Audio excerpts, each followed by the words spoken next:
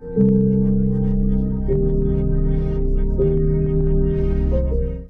woman who learns to sit with herself in silence becomes the most unpredictable force in the room. Not because she intends to dominate, but because she no longer needs to. Silence in a noisy world is misunderstood. It is often mistaken for weakness. But there is a kind of silence that is not born of suppression, but of strength. The kind that doesn't beg to be understood, because it already understands itself. This silence is not the absence of words. It is the presence of awareness. It's the stillness that comes after you stop trying to explain your worth. It's the peace that enters when you no longer react to every shift in another person's mood. It is the clarity that rises when your emotions are no longer dictated by what someone did or didn't say. Most women are trained to over-express, to over-explain, to always give context to their boundaries, until they realize that silence itself is the boundary.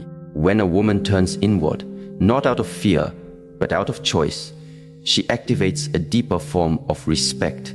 People feel it. They may not be able to name it, but they sense it. And when you begin focusing on yourself, not in selfishness, but in stillness, everything misplaced starts falling back into place. When a woman begins to truly focus on herself, something profound begins to shift. Not just inside her, but in the world around her. It is not merely about self-care routines or momentary retreats from others. It is a deeper awakening. A quiet decision to stop pouring energy into places that no longer give back, to reclaim attention from everything external and redirect it inward. That shift, though subtle at first, transforms everything. It begins with a question: where is my energy going? In a world that constantly demands a woman's attention, her nurturing, her care, her explanations, her compromise, it becomes easy to forget that energy is not limitless. Attention is currency, and the way you spend it determines the quality of your emotional life. The more you give away without intention, the less you have for yourself. But the moment a woman begins to observe rather than react, to choose herself rather than chase others, she starts to experience a different kind of power. A power that doesn't come from trying to control others, but from mastering her inner space. Neuroscience has long confirmed this truth. What you focus on grows. This is called the Hebbian principle. Neurons that fire together, wire together. When your mind is always busy trying to fix people, explain yourself, predict outcomes, or worry about how you're perceived, it strengthens patterns of anxiety and over-responsibility. But when you begin to bring your attention back to yourself, your breath, your thoughts, your values, your stillness, you start rewiring your brain for clarity, peace, and purpose. Take the story of Mina, a woman in her late 50s who had spent most of her adult life adjusting herself around others. As a mother, a wife, and later as a caretaker for aging parents, she learned to anticipate needs before they were spoken. But after her children moved out and her caregiving roles ended, she was left with silence. At first, it was terrifying. The noise of other people's needs had been her compass for so long that she didn't know how to navigate without it. But slowly, she began to ask, what do I feel when no one is watching? What do I want when I'm not needed? She started small. Morning walks without her phone, journaling without editing herself, saying no without guilt, and as her attention returned to herself, something powerful emerged. She no longer felt pulled in 20 directions. Her conversations became more intentional. She no longer responded to emotional manipulation with explanations, just calm silence. And to her surprise, people began to treat her differently, not because she demanded respect, but because she radiated it from within. Focusing on yourself is not abandonment of others. It is anchoring within yourself so you don't get lost in others. You begin to recognize your patterns, where you overextend, where you seek validation, where you betray your intuition to keep the peace. And each time you notice, you interrupt the automatic cycle. That moment of noticing is power. It's awareness becoming action. There is a sacred discipline in remembering yourself before you remember others. It requires asking before every yes, whether it's rooted in fear or integrity. It means pausing before reacting. To ask, is this worth my energy? Does this reflect who I am becoming? It's not easy, especially for women who've been conditioned to associate worth with service, silence with weakness, and boundaries with rejection. But in truth, the opposite is real. The woman who focuses on herself is not selfish. She is self-aware, and self-awareness is the foundation of every healthy relationship. Without it, we end up performing roles instead of being present. We absorb moods, mirror dysfunctions, and confuse emotional over-availability with love. But when we are centered within, we can discern between what belongs to us and what doesn't. We no longer take things personally. We stop rescuing people from lessons they are meant to learn. One of the most misunderstood aspects of this journey is the practice of silence. Not the silence of avoidance or passive aggression, but the silence of presence. A deliberate, grounded quiet that listens more than it speaks. That observes without rushing to intervene. That chooses stillness over unnecessary reaction. In this kind of silence, a woman becomes untouchable. Not because she's withdrawn, but because she's anchored. There is something deeply powerful about a woman who does not rush to fill the silence. In an argument, she does not need to be louder to be heard. In relationships, she does not over-explain to earn space. Her calm becomes her clarity, and her silence becomes her boundary. Silence offers something no amount of speaking can provide: perspective. From a physiological standpoint, silence engages the parasympathetic nervous system, responsible for rest, digestion, and deep insight. When we are reactive, we operate from the sympathetic nervous system, fight or flight, which narrows our thinking and clouds judgment.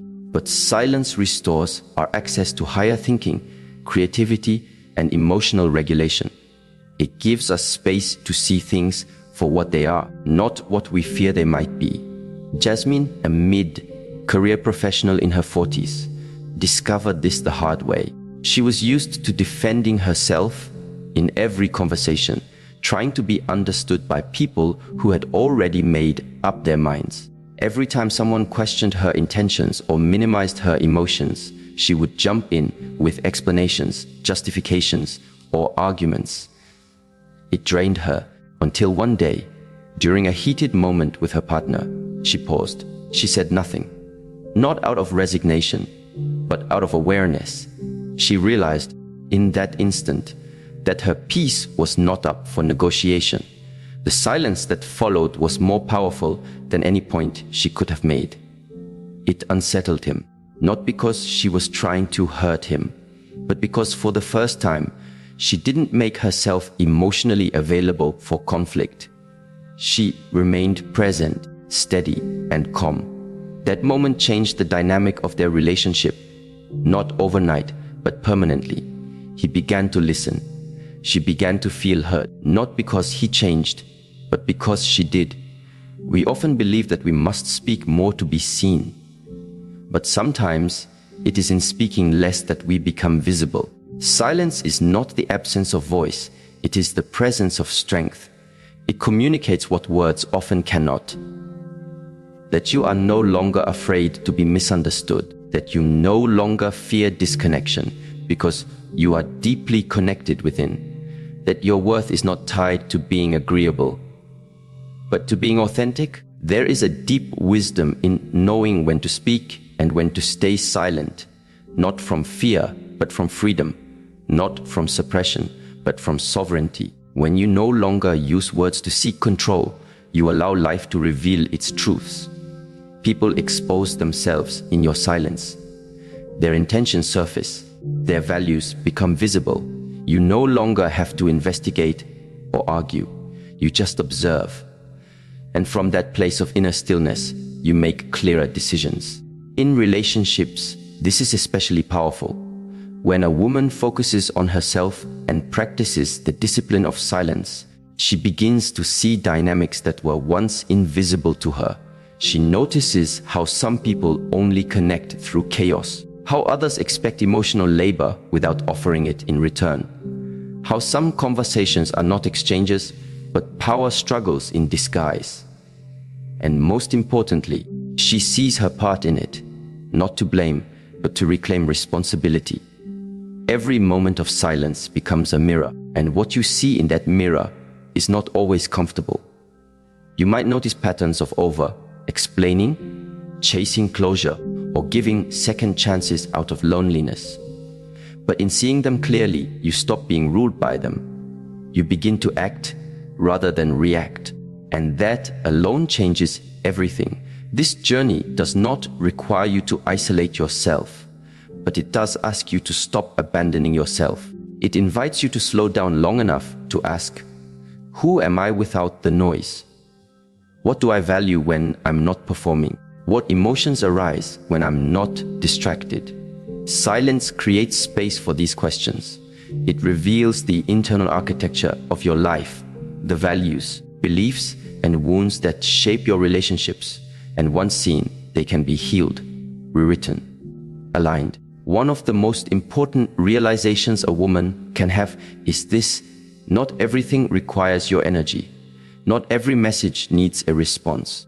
Not every misunderstanding needs clarification. Not every question deserves an answer. The moment you realize that your presence is enough, you begin to conserve your energy for what truly matters. This kind of self-focus is not a destination. It's a daily practice. A return again and again to the present moment, to the breath, to the truth that you don't have to chase what aligns with you. You attract it by being aligned. And so the silence continues, not as an escape from the world, but as a deeper way of engaging with it, with clarity, with discernment, with grace. A woman who focuses on herself and stays silent does not disappear. She becomes more visible than ever, not in noise, but in essence, and the world cannot help but rearrange around her. A woman who learns to master her emotions is not just in control.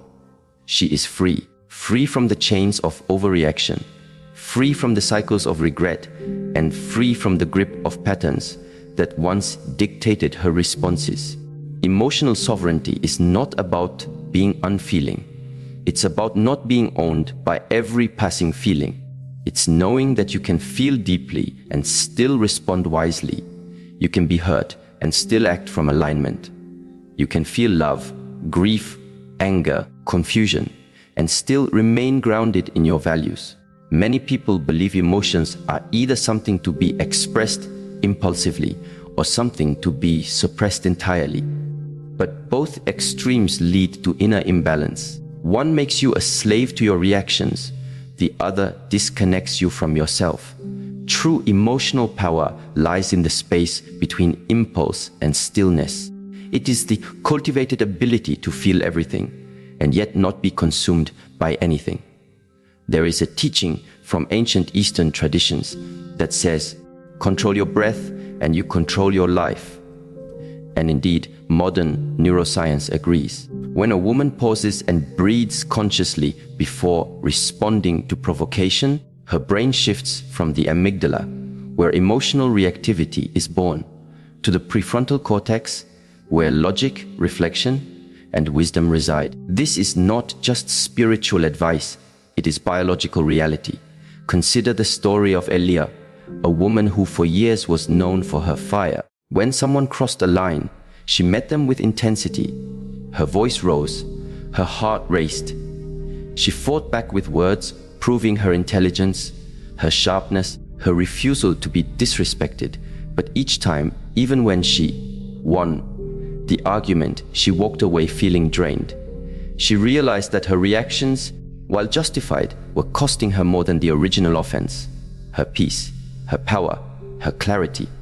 One day, During a tense conversation with a colleague who had undermined her work in a meeting, she felt the familiar heat rising. The urge to respond immediately, to defend, to correct, but something in her shifted. She inhaled slowly, and instead of reacting, she simply paused, looked at him, said nothing. That pause, just a few seconds, wasn't empty. It was full of restraint, full of grounded energy, full of quiet power. In that pause, she realized something. The need to prove yourself is often born from the fear of being unseen. But when you know your worth, you no longer perform it for others. You hold it quietly, and the world learns to feel it without being told. The pause gave her time to assess, was this worth her emotional investment? Did this person truly have the power to define her value? No, she answered him with calm, clear boundaries, not from fire, but from foundation. And the result, he backed down, not because she was aggressive, but because she was anchored. She had stepped into emotional sovereignty. To be emotionally sovereign means your inner state is no longer at the mercy of other people's moods, decisions, or expectations. You stop outsourcing your peace. You stop being available to every emotional tug of war. You don't become cold, you become clear. And this clarity protects you from the trap of reaction. Every time you react without reflection, you give your power away. You let someone else set the rhythm of your nervous system. But when you pause, when you breathe, when you choose instead of react, you reclaim authorship over your inner world. This is especially vital in intimate relationships, where emotional triggers are most deeply rooted. Partners often mirror each other's wounds. One's insecurity feeds the other's defensiveness. One's silence triggers the other's abandonment. One's need for control collides with the other's need for freedom. Without emotional sovereignty, these dynamics spiral into conflict, misunderstanding, and resentment. But with awareness, they become portals for growth. Sophia, a woman in her late 30s, once described how every argument with her partner would end in her crying, shouting, or walking away in anger. She felt unheard, invalidated, emotionally exhausted. But as she began a daily practice of breathwork and emotional journaling, something changed. The next time conflict arose, she noticed her body first. The tightening in her chest, the clenching of her jaw, the quickening of her breath. Instead of reacting, she said, "Give me a moment." She stepped away, not to retreat, but to return to herself. She sat, she breathed. She asked herself not just what she felt, but why she felt it. Was it about him, or something deeper? And then, when she returned, she spoke, not from the storm, but from the center of it. The conversation that followed was the first they'd had in months that didn't end in emotional chaos. It wasn't perfect, but it was present. Emotional sovereignty is not achieved by force. It is practiced through daily attention, through the habit of awareness, through the discipline of self-honesty. It is cultivated in quiet moments when no one is watching, where you choose to observe rather than indulge the narrative. You choose to breathe instead of blame, to inquire instead of accuse. And this kind of presence doesn't just benefit your relationships with others. It deepens your relationship with yourself. You begin to trust yourself more. You stop second guessing every decision. You no longer need to crowdsource your worth or use someone's love as proof of your value. You begin to carry yourself with a quiet assurance. One that says, I know who I am, I know what I feel, and I will no longer abandon myself for comfort or approval. This leads naturally into another kind of transformation, the power of embodied stillness. Not only does a woman's emotional mastery radiate through her words, or lack of them, but it speaks even more loudly through her presence, through how she moves, how she sits, how she breathes, how she listens, and most importantly, how she holds herself when no one else is holding her. The body is not just a vessel, it is a language. It tells others how to treat you before you speak. Posture, tone, eye contact. These are not just social cues. They are energetic signatures. They communicate whether you are grounded or scattered, open or guarded, calm or reactive. When a woman walks into a room with presence, she does not have to announce her strength. It is felt. It is not the presence that demands attention. It is the presence that holds attention. This doesn't come from performing confidence. It comes from cultivating inner alignment. Imagine Maya, a soft-spoken woman who was often overlooked at work meetings. Her ideas were good, but she presented them hesitantly, eyes down, voice low, shoulders slightly hunched. She didn't realize her body was communicating doubt, even when her words were clear. After attending a somatic awareness workshop, she began to practice a new habit each morning. Standing barefoot for 5 minutes, breathing deeply, rolling her shoulders back, grounding her feet into the earth. Over weeks, something shifted. She wasn't trying to be someone else. She was returning to herself, inhabiting her body fully. Her voice became steadier. Her presence expanded. The next time she spoke in a meeting, people listened. Not because she shouted, but because she spoke from her center.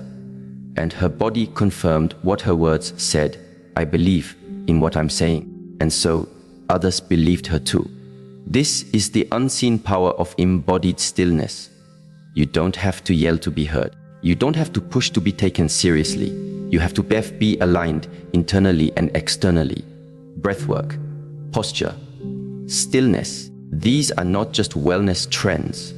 They are foundational practices for women who want to move through life with clarity and respect. The breath especially is a tool often overlooked. It is the bridge between mind and body, between thought and action, between reaction and response. In moments of emotional intensity, one deep, intentional breath can change the entire trajectory of a conversation. The practice of conscious breathing rewires the body's stress response.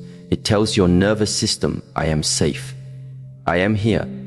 I can respond with wisdom. Over time, this rewiring becomes your default. You are no longer pulled by the chaos outside you. You move from center. And that center becomes your compass, especially when others try to pull you into storms you didn't create. Embodied stillness also teaches you patience. In a world of urgency, a woman who moves slowly, who responds after reflection, who doesn't rush to fix or explain, becomes a mystery. Not because she hides herself, but because she reveals only what is aligned. Her yes is clear, her no is unwavering. Her time is sacred. This kind of presence doesn't push away others. It invites truth. It creates a relational field where only authenticity can survive. People can feel when you are present, not just physically, but energetically. They feel safer around you, not because you cater to them, but because you are not at war with yourself. And this, in turn, creates emotional safety in relationships. When your presence is grounded, your partner no longer feels the pressure to guess your mood, manage your triggers, or decode your reactions. You create a space of emotional predictability, not by being passive, but by being internally consistent. Children, too, sense this. A mother who is emotionally sovereign and embodied teaches not by her words, but by her way of being. She models what it means to be present in discomfort, to pause in conflict, to breathe through overwhelm, and that example becomes an inheritance more valuable than any advice. To live in this way requires intention. It is not automatic, it must be cultivated. But the reward is immeasurable. Your relationships evolve, your decisions clarify, your energy deepens. You become a quiet force, not for domination, but for peace, not for attention, but for alignment, not to prove, but to be. And in that being, others are moved, not by what you do, but by who you are, because you are no longer just reacting to life. You are responding to it from a place of inner truth, and that truth becomes the most powerful thing in the room. Every woman carries within her a rhythm, an energy, a signal that precedes her words and even her actions. Before she speaks, before she responds, even before she enters the room, there is a kind of transmission that takes place. It is subtle, but it is unmistakable. It is her emotional frequency. And the truth is, people don't just hear what you say, they feel who you are. The mirror effect teaches us that relationships are reflections. What we carry inside, we end up projecting outward. What we avoid internally often manifests externally in the people we attract or repel, in the conflicts we repeat, in the silence we endure, and even in the love we accept. When there is inner disorder, chaos seems to find us no matter how much we run from it. But when there is inner peace, things around us begin to quiet down. Not because the world changes, but because our relationship with it transforms. Imagine a woman who carries unresolved grief in her heart. She may look composed, even smile in public, but something in her frequency speaks of heaviness. Without realizing it, she attracts partners who are emotionally unavailable, mirroring back her own disconnect. Or think of a woman filled with self-doubt. She may speak words of affirmation, but her energy subtly communicates hesitation. And so she finds herself in dynamics where her boundaries are tested, her voice is overlooked, her confidence is questioned. This is not to blame, but to awaken. The mirror effect is not punishment, it is revelation. Life keeps showing us through others what we still need to address within. When you begin to center yourself in truth, not performance, not fear, but truth, everything around you becomes clearer. Not easier, but clearer. A woman once shared how she kept ending up in relationships where she felt used. Every man she dated seemed charming at first, but would later become cold, controlling, or indifferent. At first, she blamed them. Then she blamed herself.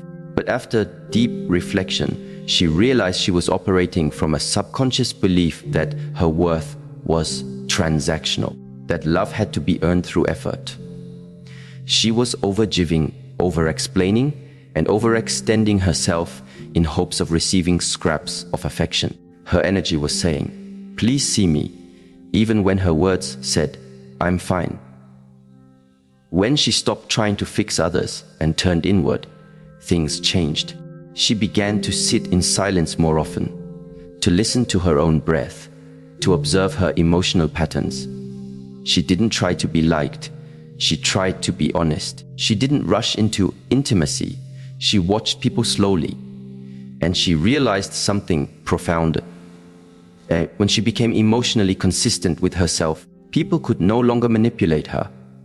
She stopped attracting chaos. Her stillness began to act as a filter. The mirror effect doesn't just reveal what is broken. It reveals what is possible. When your internal world is ordered, aligned, and nourished, your relationships become reflections of that harmony. It's not magic, it's resonance. We draw people into our lives who vibrate at a similar emotional level. And as we raise our own frequency, not by pretending, but by healing, our environment begins to shift. People begin to respect your silence because they can feel it's not empty. It's intentional. They feel your no before you even say it. They feel your joy, not because you display it, but because it lives in you. You begin to understand that being centered is the greatest protection you can ever have. It shields you not with walls, but with presence. This is why inner work is not a luxury. It is the foundation. The woman who invests in her internal world, the one who examines her stories, clears her energy, and returns to herself again and again, builds a life that reflects peace. She no longer begs for connection. She becomes connection. She no longer performs for love. She embodies love. And from that embodiment, she attracts those who are ready to meet her, not just in romance, but in friendship, in family, in community. This inner alignment requires discipline. It means choosing to pause before reacting. It means walking away from what disrupts your peace, even if it's familiar. It means being willing to feel uncomfortable truths rather than escape into distractions. But the reward is clarity. You begin to trust yourself more. You stop second guessing your instincts. You no longer tolerate energy that drains you because you're too aligned to pretend anymore. Even in solitude, you feel connected because you're no longer seeking from outside what you now generate from within. That shift is everything. It's the difference between chasing and attracting, between noise and resonance, between being pulled in 1,000 directions and standing firmly in one. Still, life has a way of testing this. There will always be people who don't understand your silence, who feel threatened by your presence, who try to pull you back into old patterns. And in those moments, you are faced with a choicy contract to make others comfortable or expand to remain true. Sometimes, the most powerful move you can make is to pull back, not in resentment, but in realignment. This is what we call strategic withdrawal. It is the conscious decision to step back, to observe, and to allow the truth to reveal itself, not through confrontation, but through distance. There's a saying, when you stop speaking, people reveal who they are. It's not just a poetic idea, it's a psychological reality. When you stop feeding a dynamic, you expose its core. When you stop explaining yourself, you discover who truly seeks to understand you. When you stop initiating, you find out who values connection enough to reach for you. Distance has a language, and silence has its own kind of clarity. Strategic withdrawal is not about ghosting or playing games.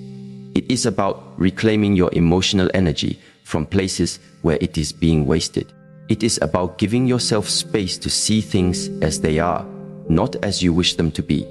Often, we stay too long in situations because we are addicted to potential. We see what someone could be, and we ignore what they are. But potential is not a promise. And silence allows us to stop projecting and start perceiving. Amira, a woman who had been in an off-again relationship for years, finally chose silence, not out of bitterness, but out of wisdom. She had tried everything: talks, letters, counseling, compromise. But the cycle continued. Each time she explained her needs, they were acknowledged, but never respected. So one day, she stopped explaining. She didn't threaten. She didn't argue. She just became quiet. That silence became her boundary. And in that space, she could finally hear her own voice again. Not the anxious voice that said, "Make it work," but the deeper voice that said, "Let it go." Within weeks, the truth of the relationship became undeniable. Not because he changed, but because she did. And from that clarity, she found peace. Withdrawal is not weakness. It is wisdom. It allows energy to recalibrate. It reveals who is willing to meet you where you are. It filters out the noise so you can hear your intuition. And perhaps most importantly, it teaches you that you are not responsible for carrying relationships alone. A woman who knows when to withdraw is a woman who knows her worth. She is not afraid of being alone because she is not lonely in herself. She doesn't fear silence because silence is where she hears her truth most clearly. She doesn't chase answers because she knows the right questions will always bring the answers in time. There's a powerful shift that happens when you stop trying to force outcomes. You begin to trust the unfolding. You begin to notice how much energy you used to waste trying to make others see, make them care, make them stay. And in letting go, you reclaim all that energy for your own growth, for your own healing, for your own joy. Some people will call this selfish. Let them, because they've never tasted the kind of respect that comes from refusing to betray yourself. Others may call you distant, But what they're really feeling is your energetic boundary, the space you now protect like sacred ground. When you withdraw, not as punishment, but as protection, you allow space for clarity to breathe. And clarity is what guides wise action. It tells you when to stay, when to go, when to speak, and when to let silence do the talking.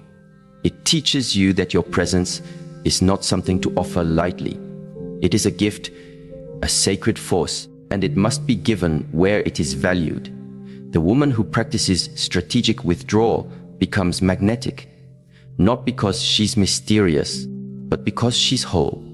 People are drawn to her stillness, her integrity, her strength. But not everyone will be ready for it.